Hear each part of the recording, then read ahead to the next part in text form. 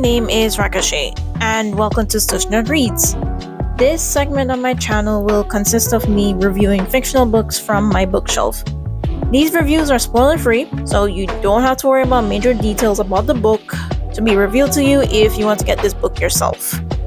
I will rate this book using 3 different categories. You have plot, characters, and themes.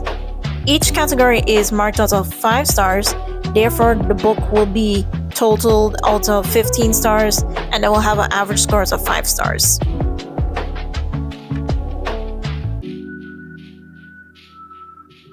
The Farming of Bones is a novel written by Haitian author Edwin Danticat. It was published in 1998 and won an American Book Award for fiction the following year.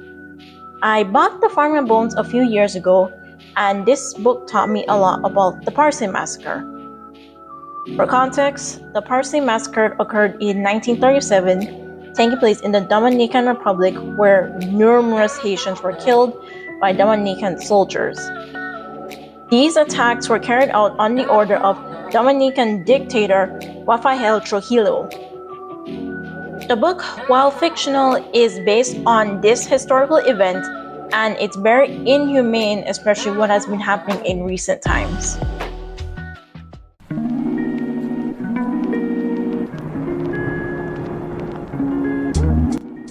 The plot of the book takes place in the cane fields of the Dominican Republic, where a young Haitian woman named Amabel Desir works as a servant to a wealthy family.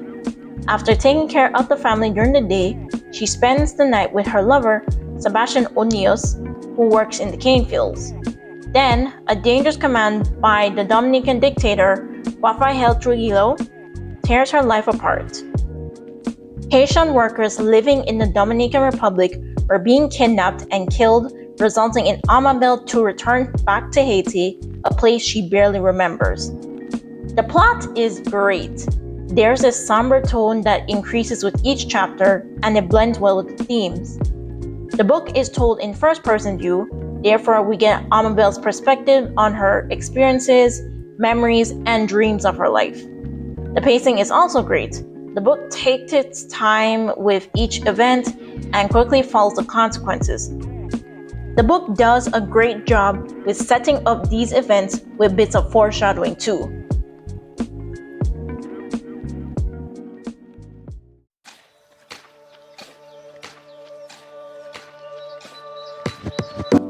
I will rate each character based on 3 different categories.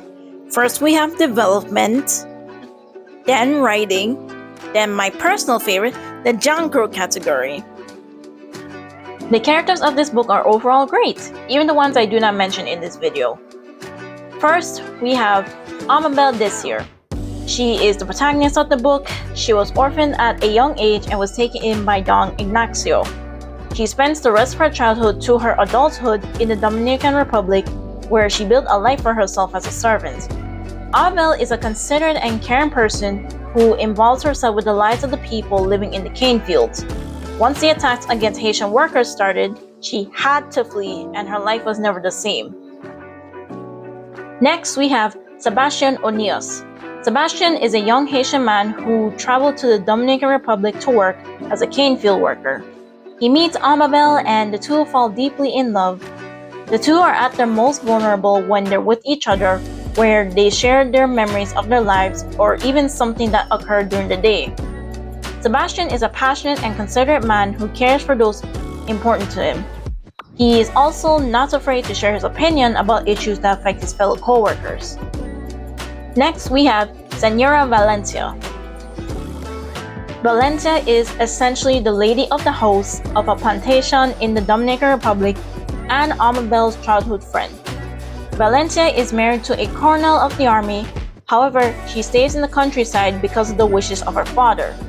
She highly regards Amabel as her friend despite being her servant, which shows her disregard of the class and racial divisions of the country.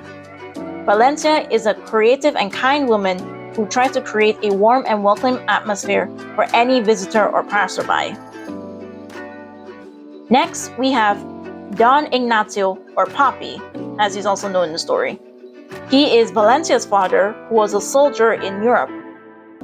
He is remorseful for his actions on the battlefield, resulting in him to settle down in the Dominican Republic to raise his family. He is a knowledgeable and kind man who tries to put his past behind him as he pursued a new way of life. Finally, we have Dr. Javier. Javier is a Dominican doctor living near the cane fields with his family. He is a stern man with a hint of a condescending attitude towards the servants of the house. However, he sees potential in Amabel doing more with her life.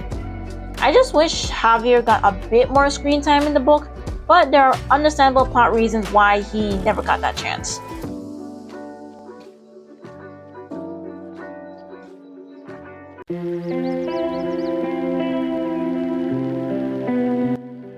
Let's talk about the three most prominent themes of the book: remembrance, displacement, and survival.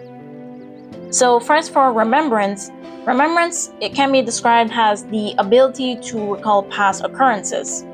Many characters re-encounter their stories of their lives and the people they knew. This theme is very prominent in the main character Amabel, where there are chapters that depict her childhood memories and, more importantly, her experiences living in the Dominican Republic. More importantly, remembrance echoes beyond this book, because this is a recognition of a violent and tragic event that left permanent scars on the people who experienced it. Next, we have displacement. Displacement can be described as something being moved from its natural environment. Amabel was displaced both physically and mentally at least twice in her life. One of these displacements occurred when she was orphaned and taken into the Dominican Republic for the rest of her childhood into her adulthood. She had to move away from the life she lived in Haiti with her family to learning a whole new culture, from the language to social cues and getting familiar with the physical environment.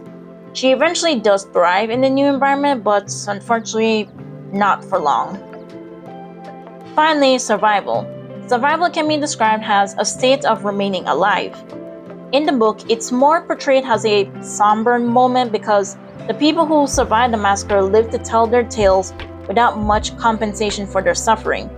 Sure, they can go forth with their lives, but that will not erase the various physical, mental, and spiritual injuries they receive. There is a duality to this theme because the memories of people killed during the massacre live on in those who knew them.